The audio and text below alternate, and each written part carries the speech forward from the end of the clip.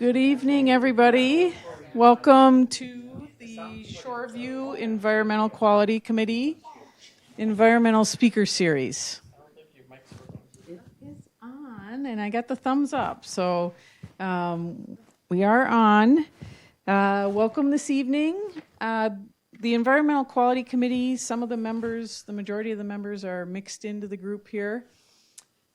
Tonight, we're going to have a talk on climate trends, but I just want to remind folks that we have some previous environmental speakers from this year that the recordings are out on YouTube.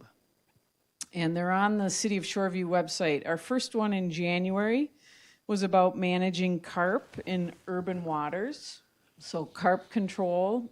In February, we had solving recycling mysteries. Tim Pratt, our co-chair, talked about recycling. And next month, we are going to have Bringing Nature Home. And it's going to be about native plants and converting part of your lawn from turf to native landscapes. This month, we have Peter Boulay from the DNR. He's a DNR climatologist. And here, his bio is, Pete began watching the weather when he was 9, keeping a daily weather log. He received degrees in meteorology and broadcasting from St. Cloud University. While studying meteorology, he began to forecast for a private weather company called Weather Eye Inc.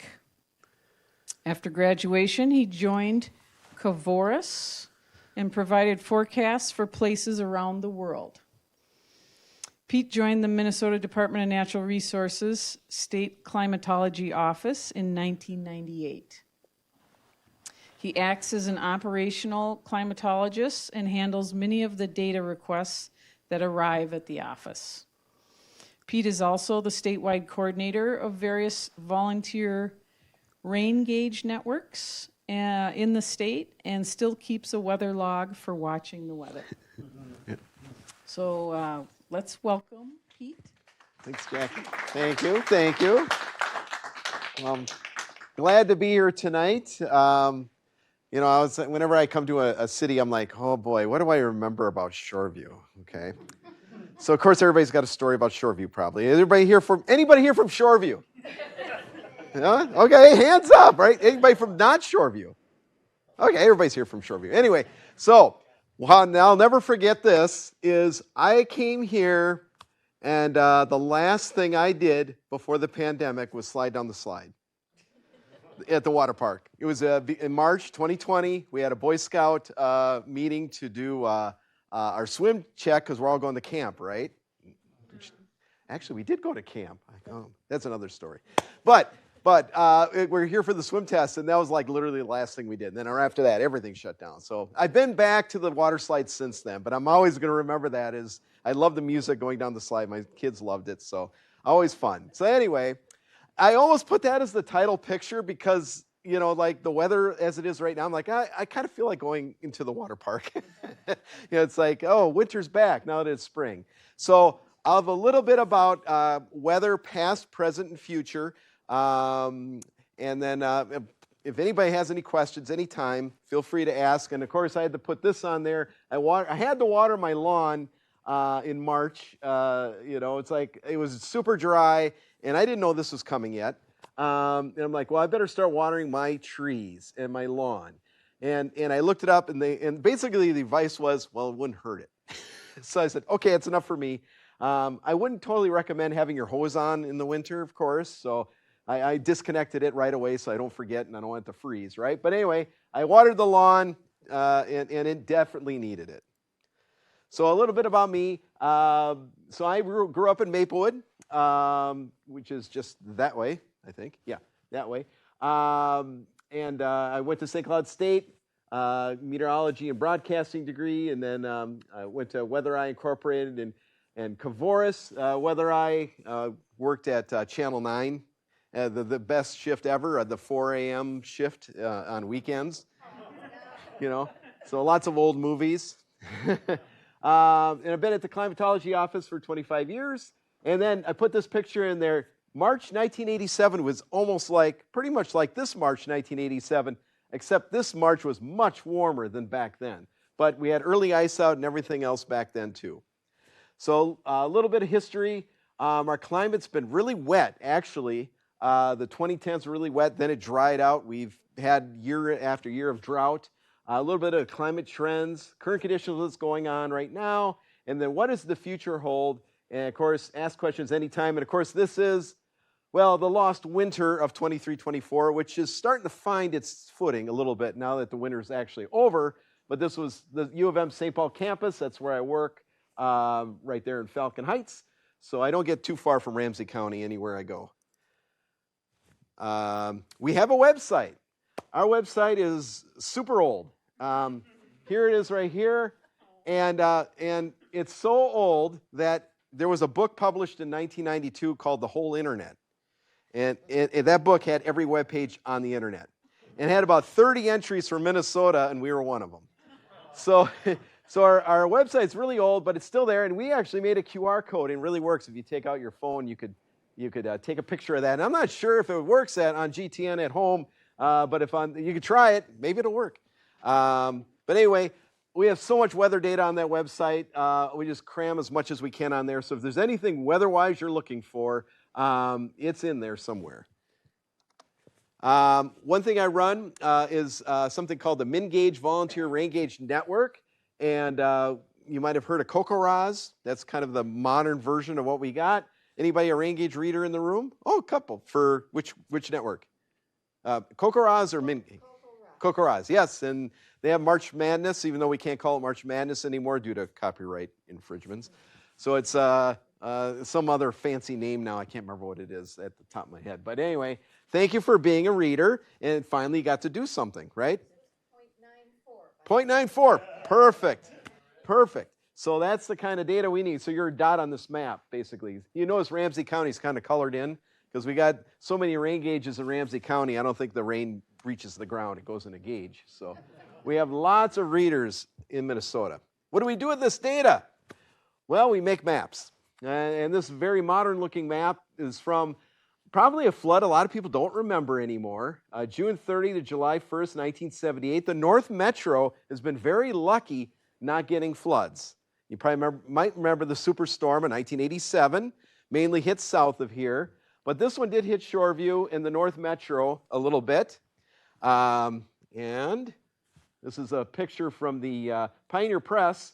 A man waves through 4 to 5 feet of water Saturday on Interstate 694, Lexington Avenue Bridge in Shoreview. 4 to 5 feet. I wonder, how tall is that guy anyway? Yeah. So in order to get here, I literally drove by that bridge. It was kind of interesting. Oh, yeah, I remember the bridge. The bridge is in that paper article. So there's some cautionary tales with flood events. And this is another clipping out of the Pioneer Press. This is Lake Jarvis, Little Canada. And I know you can't read it where you are, but I highlighted a couple places. Houses built during the last 5 years on low-lying areas near Lake Jarvis appear to be bearing the brunt of the high water. We've been developing marginal land, and it's hurting us now. We're taking away areas that used to hold water.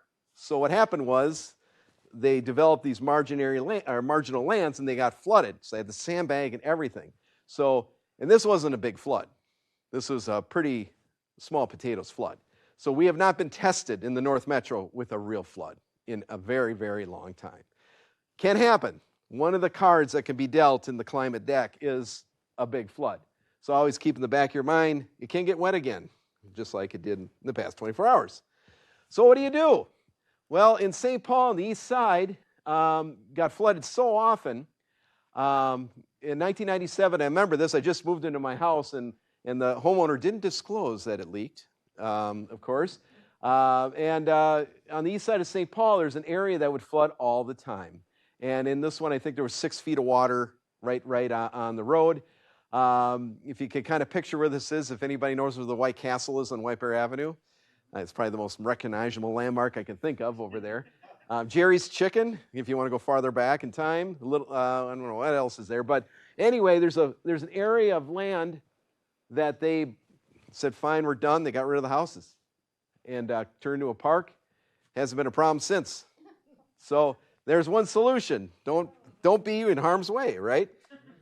So here we are in the 2010s. This is a map using data from those rain gauges. This is the precipitation departure for 2010 to 2019. And as you can see, we were about, let's see, right here in Ramsey County, we were about 30, 40, 50 inches ahead of normal. So a lot of high water during this period. Trails were flooded. Once in a while, roads would be flooded too. Generally high water issues. Lakes were very high.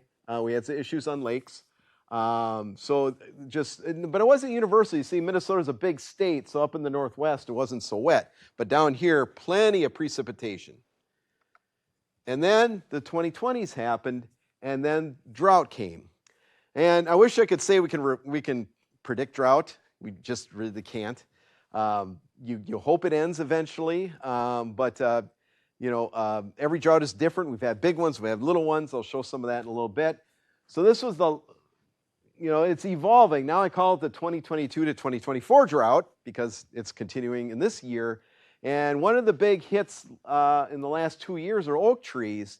This is an oak tree right on Larpenteur at the U of M St. Paul golf course. If you ever gone there, beautiful oak, and it's slowly dying.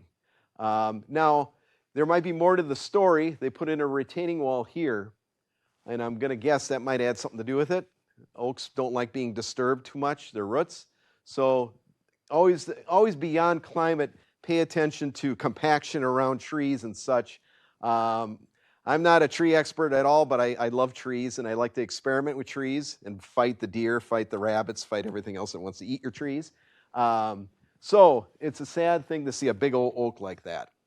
The peak of this drought was in November 2022, and it was probably the worst drought in the metro we've seen since the drought of 1988, if you remember that one. That was the last time we had that intense of a drought in the Twin Cities. This is where we're sitting at right now. Here's the U.S. Drought Monitor, and our office puts input in this once a week. They come out with this on Thursdays, and the media is really starting to latch onto these products. So what happened is over time, with this really warm winter, the drought was gradually getting worse. So we're in moderate drought right now in the entire Twin Cities. Thankfully, we had this snow and rain event come across, so we'll probably see some improvement in here a little bit. We'll have to wait and see what happens this week. Hopefully we get something doing better than this. At least we stopped the slide. We shouldn't be getting worse. In the Twin Cities, about 1 inch and 3/4 short of normal for the year. And then we made up, how much did we get? 0.94, right? Yes. Yes. So a normal March is 1.68. So we might get a normal March in 2 days because it's going to keep raining. There's more rain coming. So we're hopefully we'll be improving this. And really, this is the wettest of the droughts. This is a map of all Minnesota precipitation stations going back to 1895. And here we are here. So our drought is here. So here's 2020, 2021, 2022, 2023, right in this little cluster here.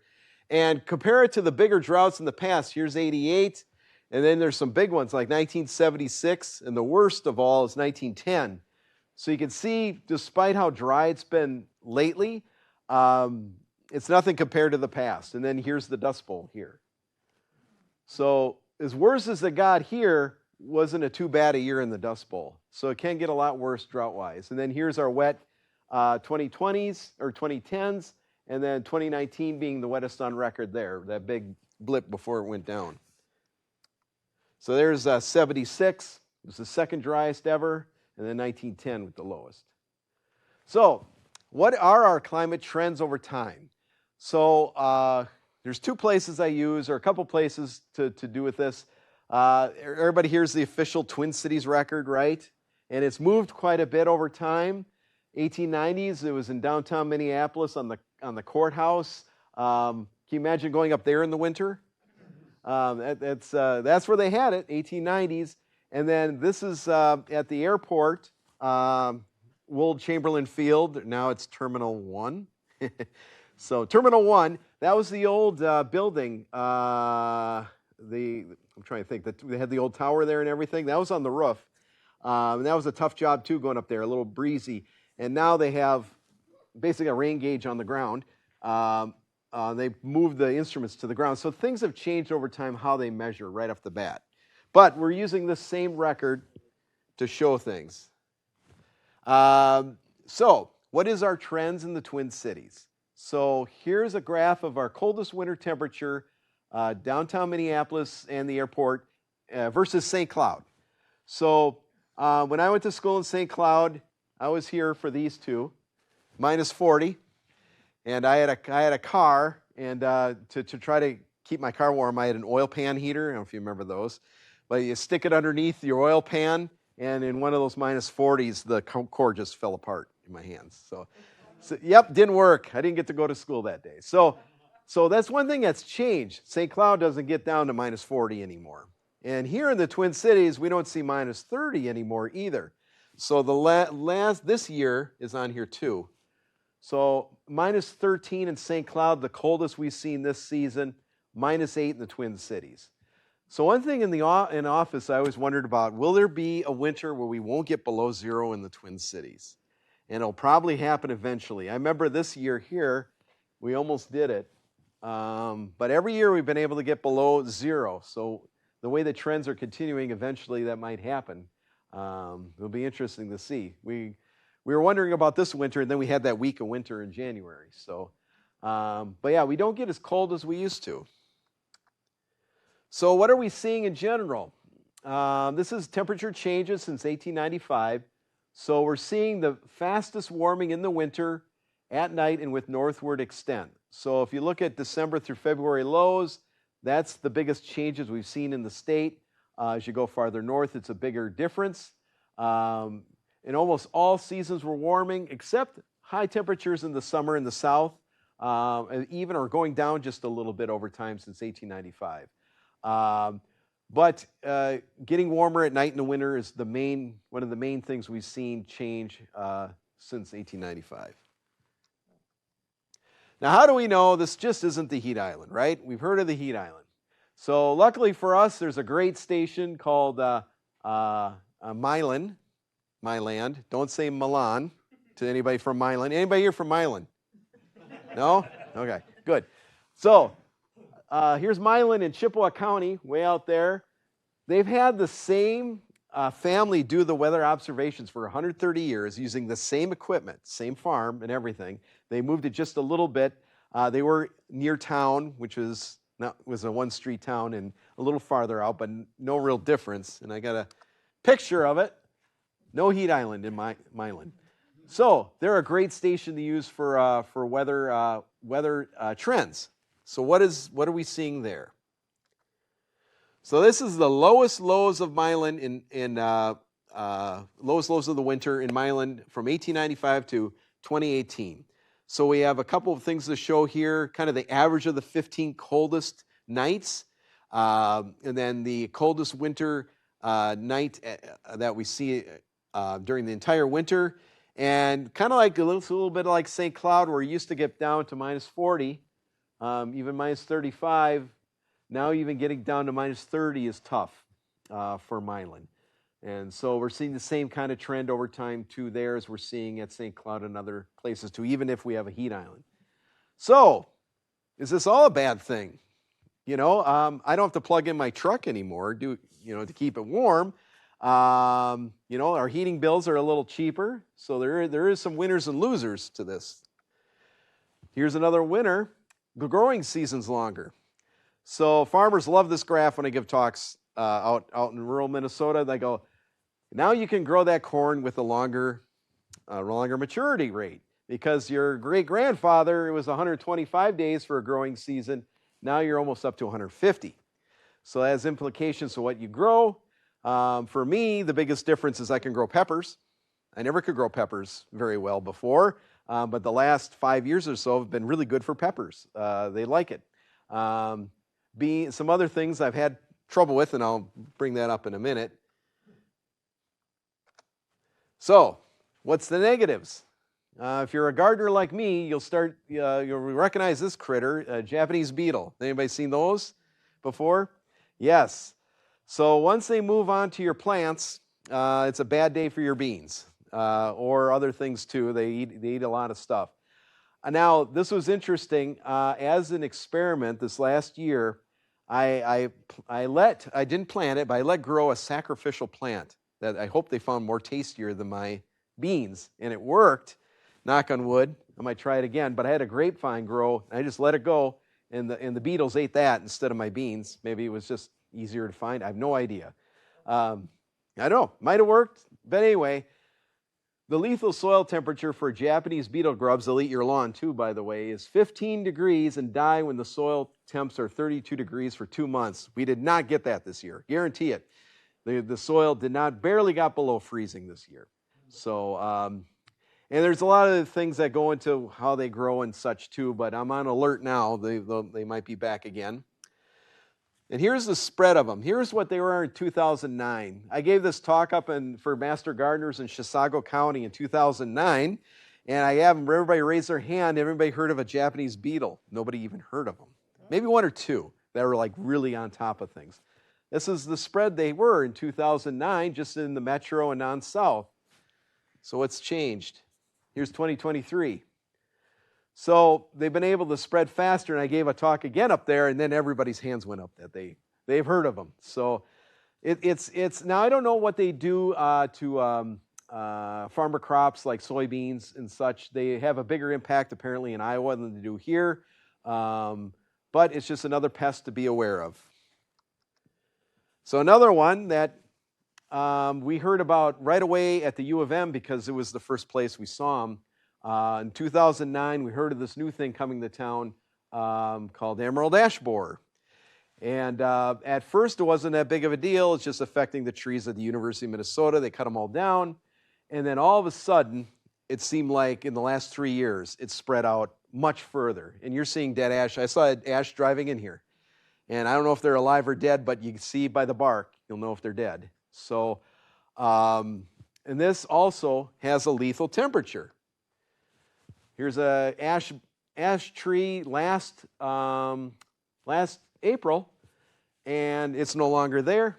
It's dead. So it's interesting. 5% EAB larvae will die when temperatures reach 0 degrees. So at least some of them die. 34% at 10 below 0, 79% at 20 below, and just about all of them at 30 below 0. So obviously in the metro, we're not getting down to 30. We rarely get down to minus 20 anymore. So the colder it gets, the slower you can knock these guys back. So what's the benefit to anybody working for a city? My city, Maplewood, I don't know how much it cost them, but they took down a lot of ash trees in the parks. I mean, tons of them. And that's the negative of this, is there is a cost involved with getting rid of these trees. And they burn really well, by the way. I took mine down before it died. I was proactive, I guess, but it was really good burning wood. But it was kind of sad too. It was a good, nice tree. But anyway, that's something that came to town. And you know what? We can't blame. I'm going to go back. I'm not going to blame weather for this. How did it get here? Does anybody know? Human transport. Yep, they found it on I-94, right off I-94. It came from Michigan in a shipping crate. So originally came to America in a shipping crate from I think China, and that's how it started. I know that's right. That's right. So anyway, it's pretty obvious what's going on here, isn't it? It's getting a little help from people moving it around. So don't move that firewood. There's my DNR thing of the day. Don't move the firewood. Buy local, right? You can burn the firewood? Well, just don't want to move it. I mean, you burn it here, wherever it is. Yeah, get rid of it. Yeah, you want to get rid of it one way or the other. Yeah, don't let it sit around too much. So, what to do about trees, right? First, avoid monocultures. It's so tempting to buy that bundle of trees of 5,000 because you get such a good deal on it, right? And that's the biggest problem we have. Does anybody remember Dutch elm trees? in the 70s. That's what we had, Dutch elm trees, and they're gorgeous trees. I mean, I had one in the front yard. I grew up in east side, right off Rice, and we had these gorgeous elm trees. All the neighborhood is the cathedral. It was gorgeous. The Dutch elm disease came through, got rid of them. And what did they replace all the elm trees with? Ash trees. Must have been a sale, right? So this is just I had to pick a random shot of some kind. Here's some ash trees. This is before they died. So these are dead now. And it's an interesting story. This is an open area where a developer cut down some trees he wasn't supposed to. So he planted a bunch of trees, right? Some worked, some didn't. The sugar maples worked. The spruce wound up dying. It just was kind of random. But I do like the idea of randomizing trees a little bit. I'm a big fan of oaks. And I know I was just reading the history, the Shoreviews of the original trees that were here in 1847 was oak. So, the oaks, you try to keep them going a bit. So just a mixture of different kinds of trees. You're hedging your bets because what's going to be the next bug, right? On the U of M campus, we have a lot of, I can't remember the name of it, but they like that boulevard tree look, and if there's a bug of any kind, they just hit them all at once. So that's one thing you can do. And always remember, care of feeding your trees. You can't plop them in the ground and then just walk away and, everything wants to eat them. You got to water them, take care of them. You can talk to them, I guess, if you want to, if it helps. So what do we do? I was at a U.S. Forest Service talk, and they're talking about this new thing called assisted migration. And what this is human-assisted movement of species or genotypes in response to climate change. So there's a couple ways you can do this. Probably the easiest way that's the least invasive is it's pretty clever. So let's say you got oaks, right? And you have oaks way in southern Minnesota. Well, what you do is you get the acorn in southern Minnesota and you plant it here. So you're hoping that oak down there, where it's been warmer, is more well-adjusted for the climate we have here. So it's still in the range. We have oaks here, but maybe that oak has something about it that can survive better here. That's the theory behind that. Pretty clever. And then assisted range would be moving something a lot more than that, not just within the range of the oak. Try moving to the next area, like farther north in Minnesota. And the one that's probably I wouldn't say the least or the most tricky, but this would be introducing something from outside the state, like something like in the mountains or something like that, and trying to plant it here. So the first one is probably the least invasive kind of one, where you're just really moving it around in the same area it would be already growing, but you're trying to use one that was growing up in a warmer area. An interesting idea. And I'm curious where it'll go with that. So that's just another idea. So what about the future? What's going to happen in the future here? So I always have to put in a little bit of an outlook. So this is the outlook that came out, let's see, is it today? The 25th. Yes, today. So the 8 to 14-day temperature outlook, and they never do this, by the way. They're either above or below normal. They never say near normal. So it's hilarious that they actually said near normal. Okay, I'll buy it. So the first week of April is near normal, which would be 40s and 50s and probably, showers. So, okay, it seems like our March has either been one extreme or the other, so I could deal with some normal. And that's the temperature outlook. What about precip? What are they saying there? Also near normal. Okay. And it's interesting, above normal is a good chunk of the country, except for here, it's near normal. So I guess we'll wait and see what happens. I'll take maybe some boring weather after this stuff goes through.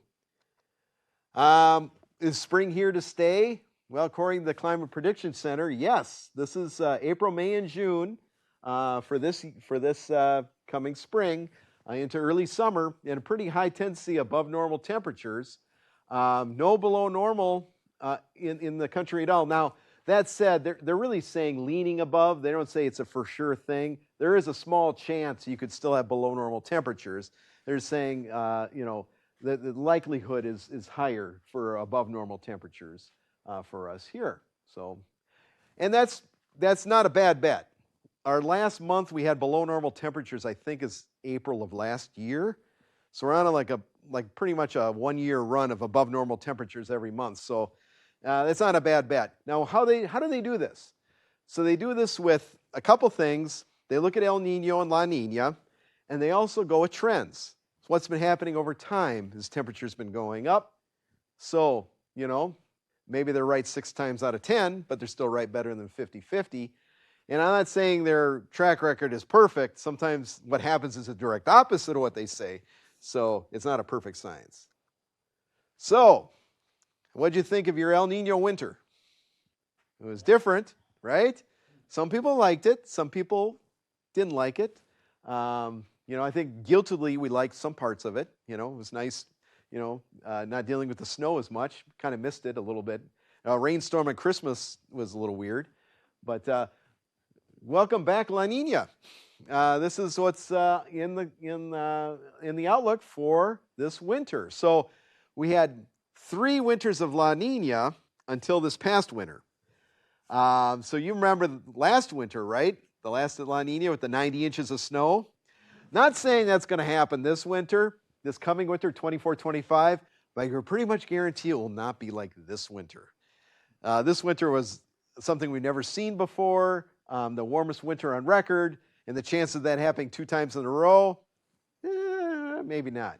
So La Nina's coming back, about an 80% chance by next winter. So if you're a snow lover fan and cold air, we have a better shot at it this winter coming up. El Nino, we knew this winter would probably be above normal. We just didn't think it would be that warm above normal. Is every winter classified as one or the other? Sometimes you can be neutral, but most of the time it's either one or the other. It's usually changing from one phase to the next. So what happens is basically you're changing the temperature of the equatorial Pacific water, and that moves the jet streams around a bit. And for La Nina, you have a chance of the jet stream coming across us, bringing down more cold air. So what about in the distant future?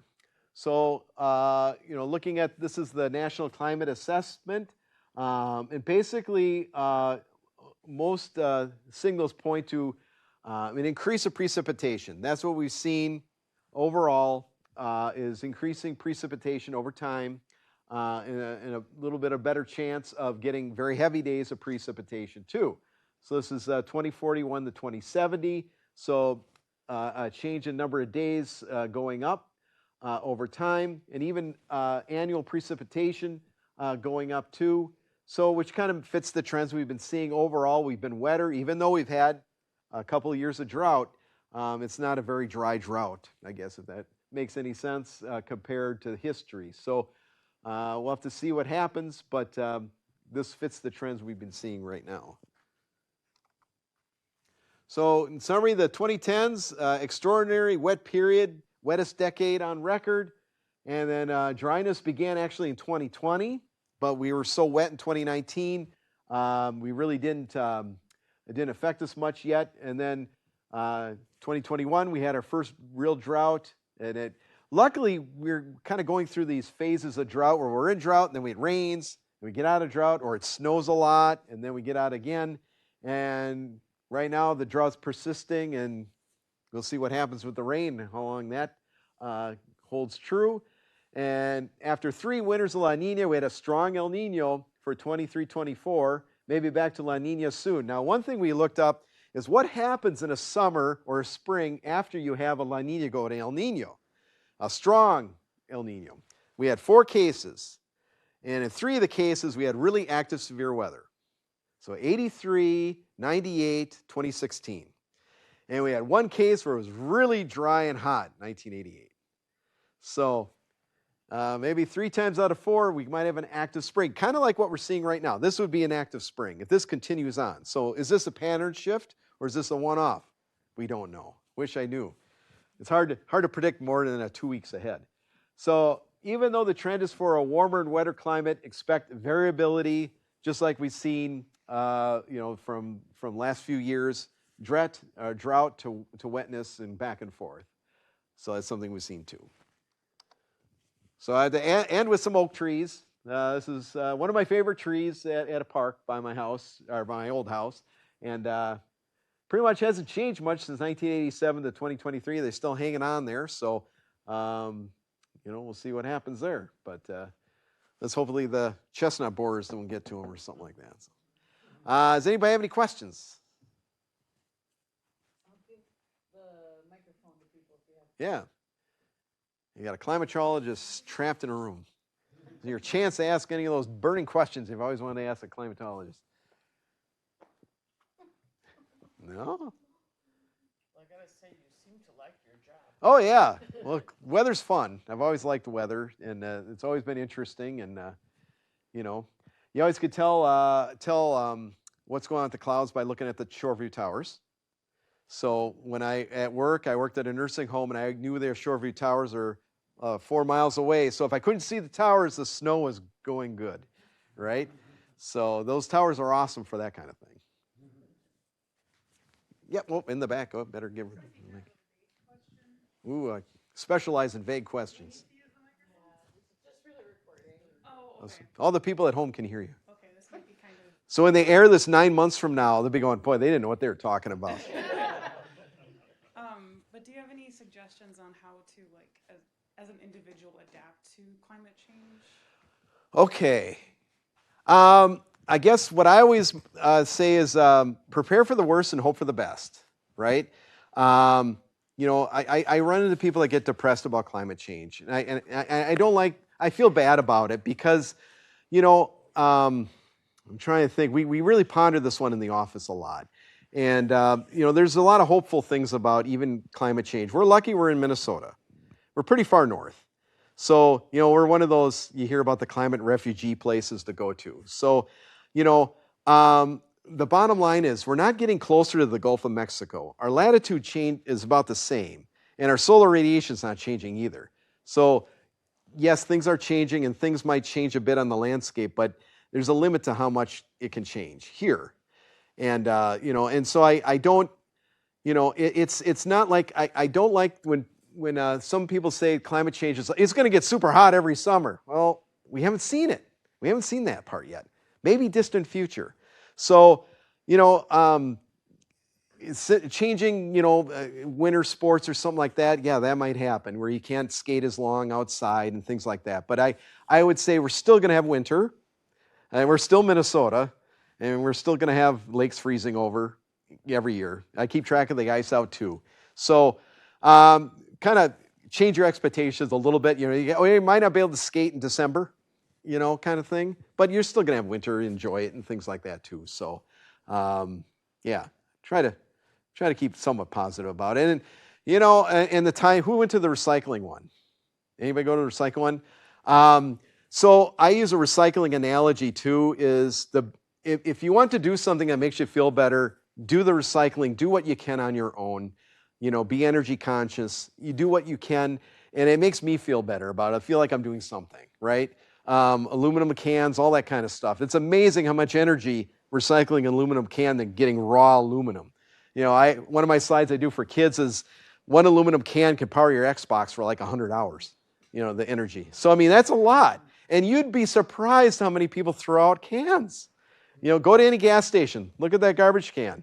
Cans, they could recycle those, right? So I try to be positive a little bit for people and, Is that true about the one can?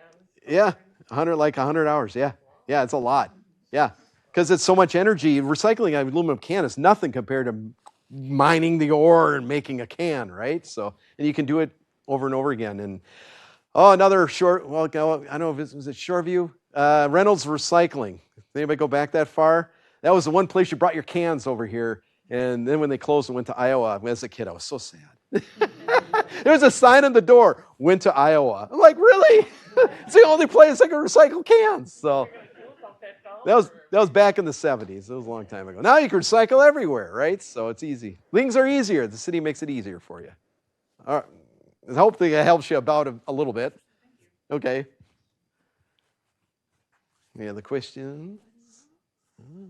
So if we're just sitting around in our backyards. Yeah. Oh, yeah. She'll sneak up on you. and just kind of watching the weather, maybe you see some weird cloud formations. Yes. Or maybe you think you smell a storm coming, or Yep. those things that we do without knowing what the hell we're talking about. Is there anything that you can tell me to when I'm sitting outside? Yeah. You could say, Kate, you know what that is, or that Oh. just make it a little funner to be watching this. Oh, what I like to do, I should have had a slide on, is phenology. That is great to keep track. Phenology. When does your lilacs bloom? When do you hear the first red-winged blackbird? A western chorus frog.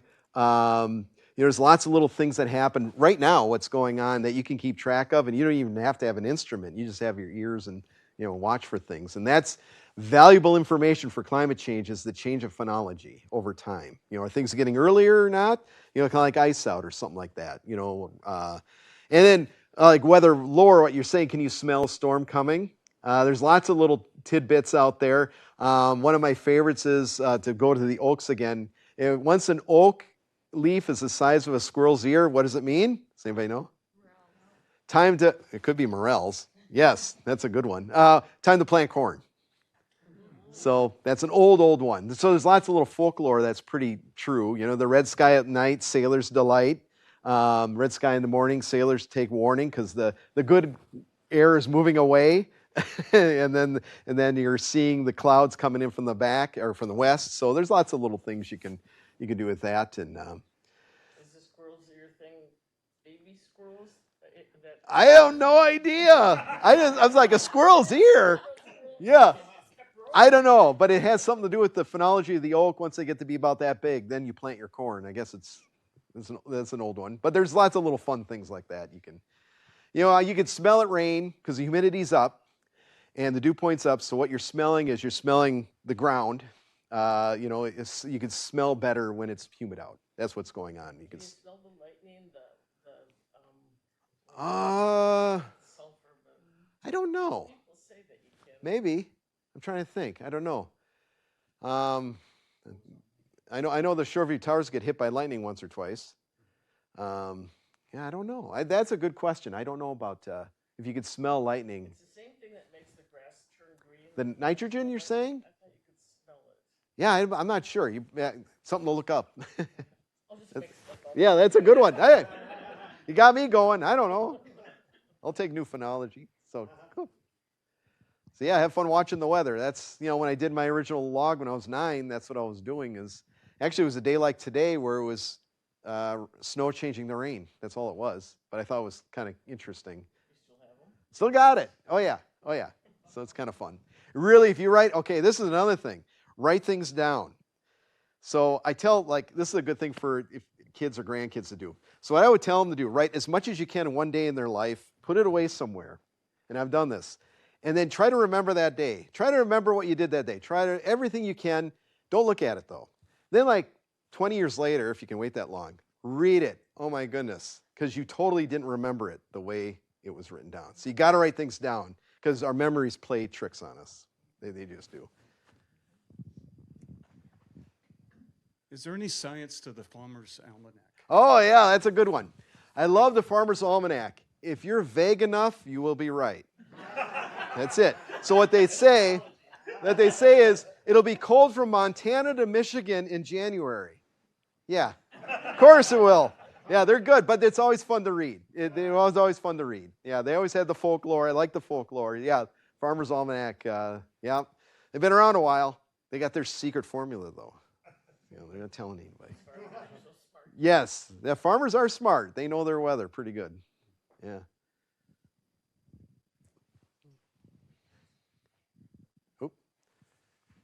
So this is kind of a two-part question. So Okay. your grids and graphs talked a lot about drought. Yes. How exactly do you define drought? Ooh, good one. And so when people freak out about climate change, rightfully so, probably, Yeah. there's kind of that hockey stick effect. Yes. And your drought charts were kind of a gradual trend line versus the temperature is sort of more of a drastic. Yes. Is there a correlation or? Well, this is a good first part. What is a drought? So there's two main kinds of drought. You got a short-term drought, less than 6 months, and a long-term drought, 6 months or longer. And yes, you can have them at the same time. So right now what's going on, we have a long-term drought, but we're easing the short-term drought. So our lakes have a memory of this 4 years of dryness, right? White Bear Lake, you might have heard about that one, going down a bit. It's going down.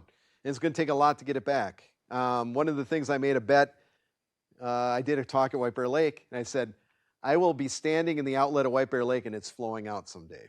And I don't think anybody believed me. And I got a picture of me standing in the outlet of water flowing out in 2019 when it was really wet. Now, of course, it's gone back down. So long-term drought, right? So we're in year 4, 2001, 2, 3. Actually, this will be year 5 if we stay dry. So we have a long-term drought, and that affects lakes, streams, if it gets bad enough groundwater.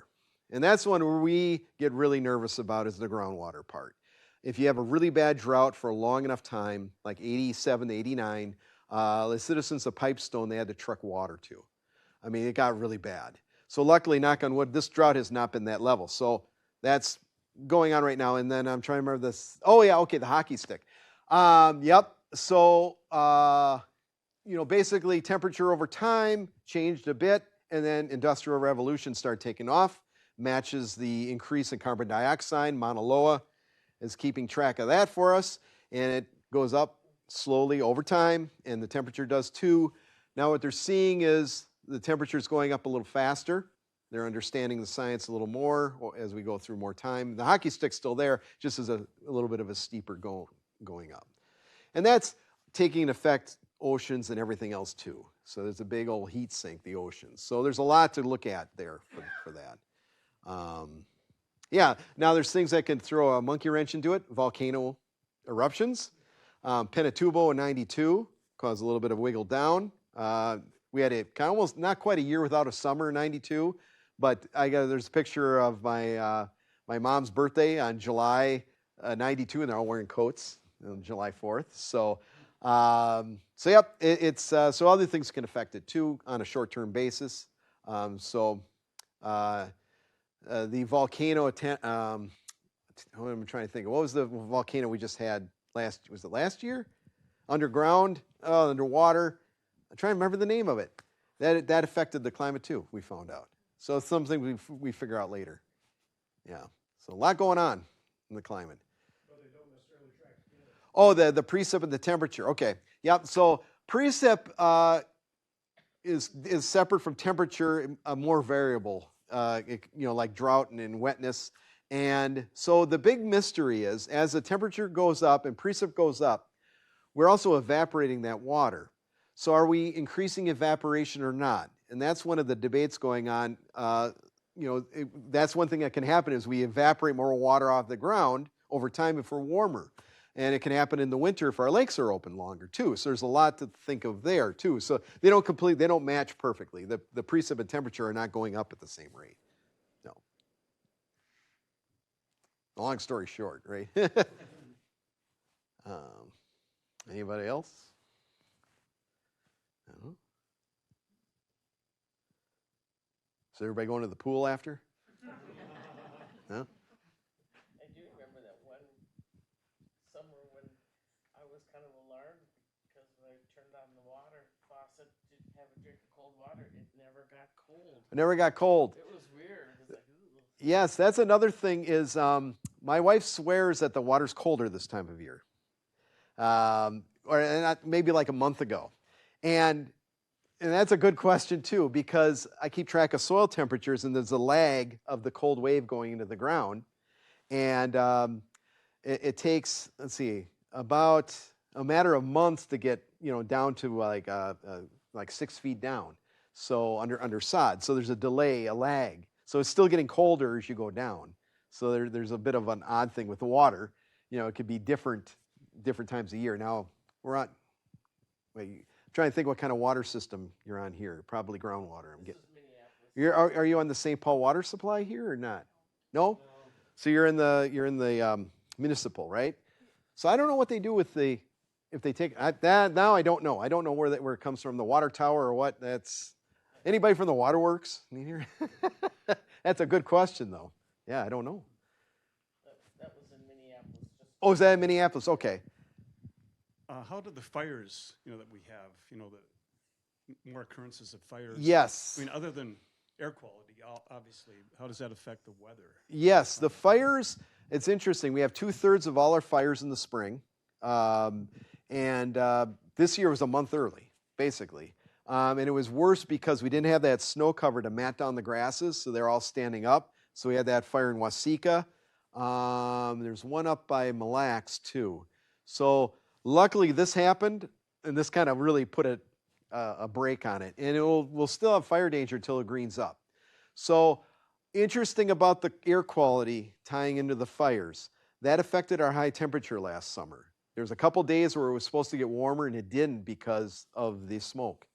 So I think I'd rather take the heat than the smoke. I hated the smoke last year. So I'm hoping that we don't have that again. That was pretty bad. There was some bad air quality last year. So yeah, it did affect the temperature, kept it down. So yeah, can affect. Yeah, smoke. Almost forgot about the smoke. Yeah. Bless you. I've got a question. Okay. One of your slides, you talked about assisted migration in Yes. plants. And are you aware of some resources that talk about some of the plants that we should be thinking about considering in this area? Yeah, this is a little outside my world. I would Google that assisted migration Minnesota, and then there's some good articles on there that people are talking about in the state. And there's some experiments going on right now about it. So just checking it out to see, is it a good idea or not? It's something brand new. I never heard of it until a couple months ago. So, and I don't know what the plan is there. I don't know what the city's plan is. I don't know what my city's plan is. They got rid of the ash. Now what, right? Does anybody know what Shoreview doing for trees? I don't know. First removing the ash trees. First removing the ash trees, right? Putting the budget towards removal and then replanting. Yeah, but what? We're planting what? I don't know. Yeah, well, a variety. Yeah. Not all ash. Not all ash? We're Yeah. planting more ash? No. Now, has anybody treated their ash? I have. A lot of people in Shoreview Yep. treat their ash. Yep, some people treat their ash, and maybe that'll be the super ash of the future. Kind of like there's a few Dutch elm that survived, and now they're trying to use those to make more Dutch elm. So some of them made it, not a lot, but a few. So yeah, I'm curious. I'll have to drive back up here and see see what's going on. I don't know. Yep. Yep. Yep. Yeah. Well, thanks for having me.